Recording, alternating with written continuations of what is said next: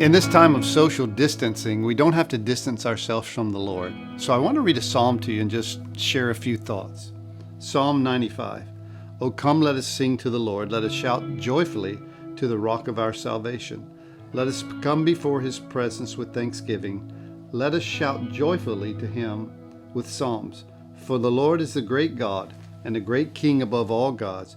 In his hands are the deep places of the earth. The heights of the hills are his also. The sea is his, for he made it, and he formed the dry land.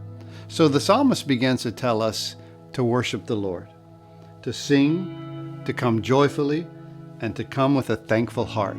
And then he begins to describe why we should do that, and he begins to talk about the greatness of God. So don't distance yourself from him and get all fearful and freak out. Come to the Lord with thanksgiving, come to him with joy, and come to him with a song in your heart. And the psalmist tells us why. Because he is a great God, he's above all gods, and in his hands are the deep places of the earth. God controls everything. He's in charge. As we've heard, as we know, he's not caught off guard by the coronavirus. And I want you to listen to one more thing the psalmist says. He says, "O come, let us worship and bow down," to kneel down. The psalmist sort of takes us on this understanding of what worship looks like. It's filled with joy, it's filled with praise, it's filled with singing, it's filled with thanksgiving, and finally with kind of humbling ourselves before the Lord. And he says this is why.